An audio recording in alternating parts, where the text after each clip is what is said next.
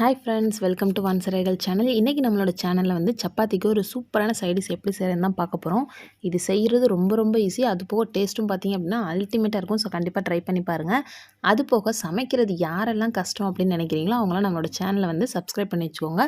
நம்ம ஈஸியாக எப்படி சமைக்கலாம் அப்படின்ற வீடியோஸை தொடர்ந்து பார்க்கலாம். இப்போ வாங்க நம்ம வீடியோக்குள்ளே போகலாம். இதுக்கு முதல்ல நம்ம குக்கிங் ஆயில் வந்து 4 டேபிள் ஸ்பூன் ஆட் பண்ணிக்கலாம். அது கூடவே வந்து 2 ஸ்பூன் அளவுக்கு நெய் ஆட் பண்ணிக்கலாம். உங்கள்கிட்ட பட்டர் இருக்குது அப்படின்னா பட்டர் கூட ஆட் பண்ணிக்கோங்க. ஒன்றும் இல்லை, ரெண்டுமே நல்லாயிருக்கும். ஸோ இப்போ இது கூடவே வந்து கொஞ்சம் ஸ்பைசஸ் வந்து நம்ம ஆட் பண்ணிக்கலாம். ஒரு பட்டை, 2 கிராம்பு, அன்னாச்சி பூ, பிரியாணி இலை, ஒரே ஒரு ஏலக்காய், கொஞ்சமாக சோம்பு.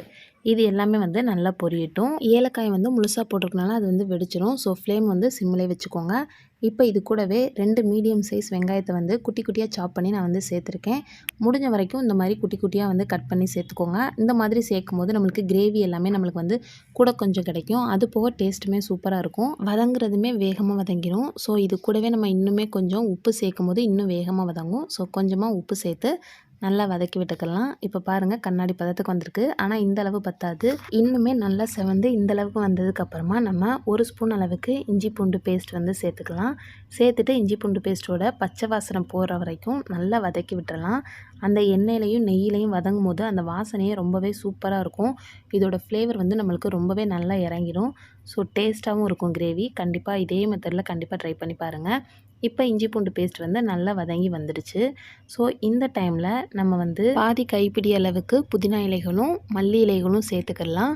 இதை வந்து நல்லா நம்ம வதக்கி விட்டுக்கலாம். இது நல்லா வதங்கினதுக்கு அப்புறமா இதுக்கு வந்து நம்ம கிரேவிக்கு 2 வெங்காயம் போட்டால் 4 தக்காளி வந்து சேர்த்துக்கணும். அப்போ தான் அந்த கிரேவியோட டேஸ்ட் வந்து நம்மளுக்கு சூப்பராக இருக்கும். ஸோ இந்தளவு வதங்கினதுக்கப்புறமா நம்ம 3 தக்காளி, பெரிய தக்காளின்றனால நான் 3 தக்காளியை கட் பண்ணி நல்லா அரைச்சி சேர்த்துக்கிட்டேன்.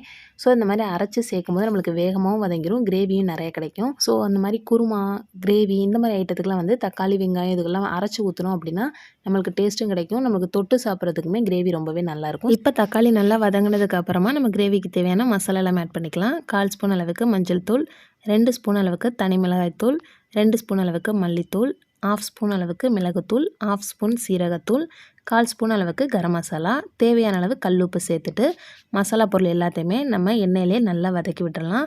இந்த மசாலா எல்லாமே நம்மளுக்கு எண்ணெயில் வதங்கும் போது நம்மளுக்கு மசாலாவோட பச்சை வாசனை எல்லாமே போயிடும், கிரேவியுமே டேஸ்ட்டாக இருக்கும். ஸோ அதனால் வதங்குறதுக்கு ஒரு 2 நிமிஷம் டைம் கொடுத்துட்டு நல்லா வதங்கினதுக்கப்புறமா இது கூடவே ஒரு 1/4 ஸ்பூன் அளவுக்கு சின்ன கரண்டியில் நான் வந்து கெட்டி தயிர் வந்து சேர்த்துருக்கேன். இது வந்து வீட்டில் நான் உர ஊற்றி வச்சு சேர்த்த தயிர் தான். உங்கள்கிட்ட சப்போஸ் வீட்டில் தயிர் இல்லை அப்படின்னா கெட்டியாக இருக்க மாதிரி இருக்க தயிராக வாங்கி நீங்கள் சேர்த்துக்கோங்க.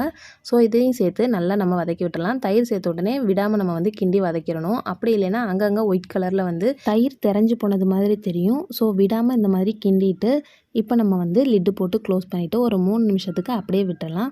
3 நிமிஷம் கழித்து நம்ம லிட்டை ஓப்பன் பண்ணி பார்த்தோம் அப்படின்னா எண்ணெய் எல்லாமே பிரிஞ்சு வந்திருக்கும்.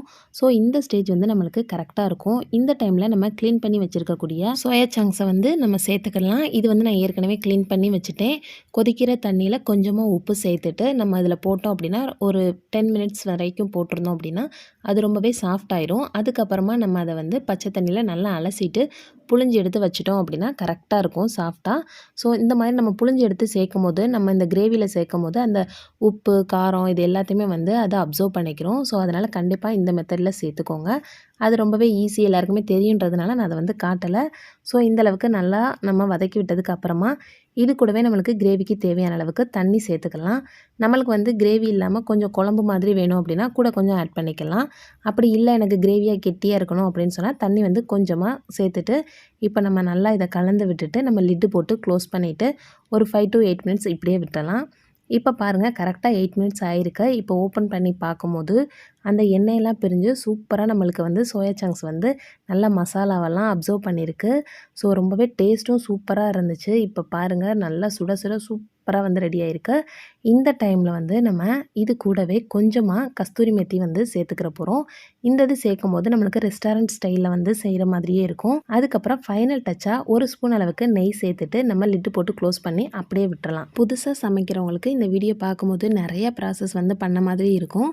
பட் இது எல்லாமே பேசிக் மெத்தட் தான். ஏன்னா நம்மளுக்கு வந்து சமையல் அப்படின்னு வந்துட்டாலே நறுக்கிறது, வதக்குறது, அரைக்கிறது இதெல்லாம் வந்து ஒரு சின்ன சின்ன விஷயங்கள் தான். ஸோ இந்த சின்ன சின்ன விஷயத்தை எல்லாத்தையுமே நம்ம மொத்தமாக சேர்த்து கரெக்டான அளவுகளில் நம்ம சமைக்கும் போது ரொம்பவே டேஸ்ட்டான சாப்பாடுகளை வந்து நம்மளை நம்பி இருக்கவங்களுக்கு கொடுக்க முடியும்.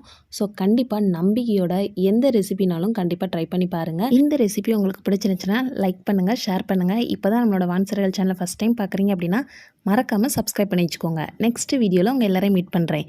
தேங்க்ஸ் ஃபார் வாட்சிங்.